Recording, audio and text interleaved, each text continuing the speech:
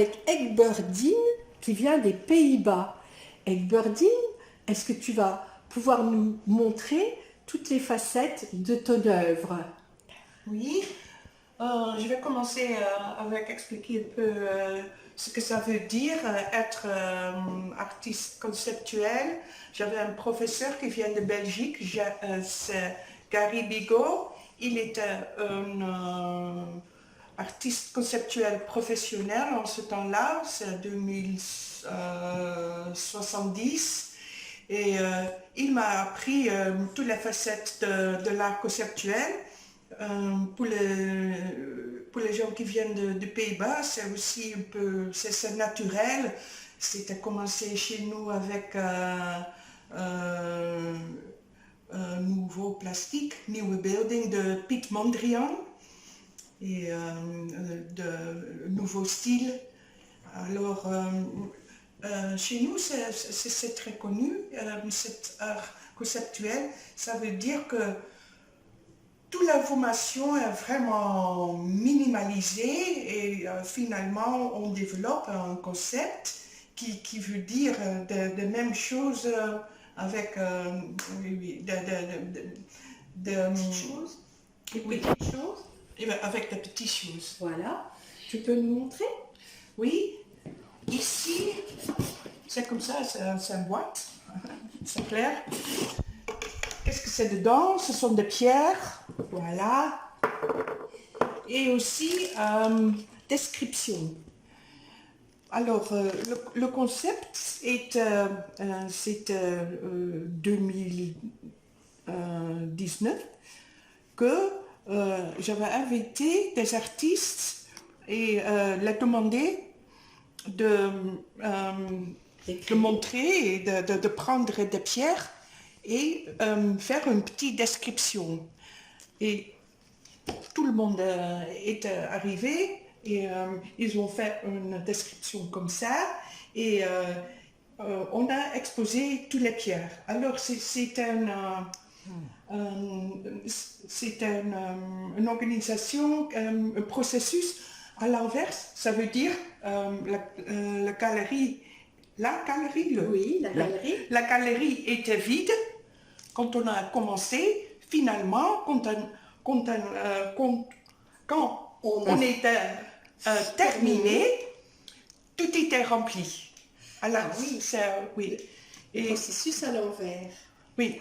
Oui. Et c'est ça, il faut penser de nouvelles structures ou des idées comme ça pour développer des concepts qu'on peut utiliser dans l'art conceptuel. Oui. Mais tu as une autre facette, tu es performeuse. Oui. Tu fais donc des performances. Oui. Et comment tu mets en place la performance que tu vas offrir au public après? Est-ce que tu peux nous montrer? Tu as apporté tes grands dessins, tes grandes pensées. Tu viens nous montrer? Oui. Alors, Oui. ici, J'ai fait une performance le vendredi dernier dans la ville, Luxembourg, sur, ça s'appelle Ostarbeiterinnen. Oui, et en ce temps-là, pendant la Deuxième Guerre mondiale, c'était des esclaves russes, jeunes filles, qui étaient forcées de travailler au Belleval. Site Belleval, c'était un site avec des hauts fourneaux. Oui. Fourneaux, Oui. avec des hauts fourneaux. Voilà. Ils étaient oui, tenus dans des baraques. Et on a des textes comme ça de Martin Luther et de Friedrich Schiller. Iss, was gar ist, trink, was klar ist, red, was wahr ist. Und die Treue, sie ist doch kein leerer Wahn. Ce texte-ci montre que on force une sorte de convivialité dans cette baraque. qui était très faux. Hein? Oui, c'était Parce que les filles ont peur. Eh oui. Hein? C'était des circonstances très mal. Donc, pour ta performance, tu pars d'un texte. Là, cette fois-ci, tu es parti d'un texte. D'autres fois, parce que tu as beaucoup de choses, d'autres fois, montre-nous, des fois tu fais des dessins, tu fais des écrits. Oui, ça s'appelle How Not to Be Seen. C'est un film qui est développé par Madame Ito Steyerl, une philosophe artiste. How Not to Be Seen, ça veut dire que dans notre monde, l'homme est toujours présent dans toutes ses facettes. Et quand il part, ce sont des bâtiments et autres choses qui sont abandonnés, qui sortent d'arrière-plan et qui prennent la place. Oui, Qui prennent la place de l'homme. qui prennent la place. Ok. Oui. Et là, donc on peut. Oui, c'est un texte, mais on va passer là aussi. Alors là, il y a deux performances de préparer. Oui, ça a été une performance en ligne Maginot.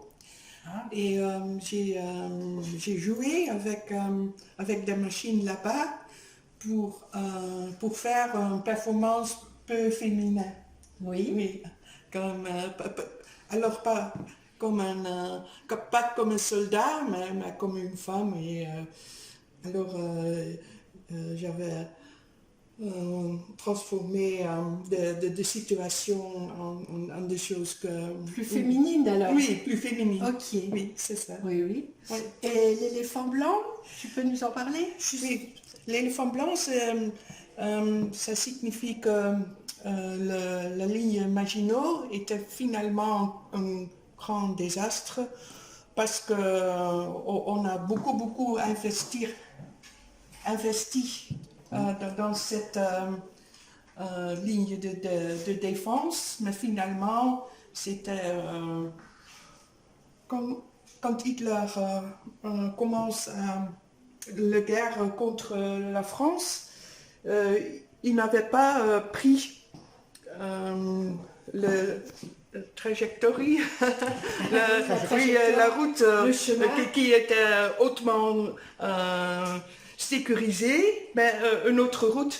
Alors, c'est pour ça qu'on s'appelle la ligne Maginot White Elephant, parce que c'est une construction énorme qui coûtait beaucoup d'argent, mais finalement inutile. Qui ne servait à rien. Merci beaucoup pour toutes ces explications. Est-ce que au niveau artistique, tu as un rêve? Quel est ton rêve? Oui, je rêve de faire mon doctorat parce que j'écris aussi beaucoup de choses qui sont qui font un lien avec la philosophie. Et je travaille avec des chercheurs en intelligence artificielle, de faire des choses ensemble, mais aussi pour écrire des articles. Alors c'est pour ça que j'ai cet rêve d'écrire ou faire mon doctorat. On souhaite de tout notre cœur de l'obtenir. Est-ce que tu peux me faire une petite signature, quelque chose? On peut se mettre là.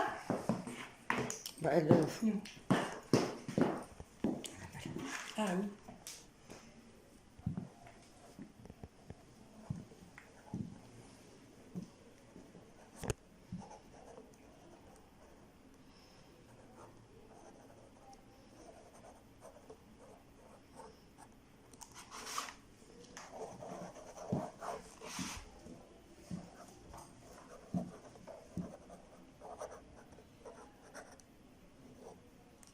Merci beaucoup, Edwardine.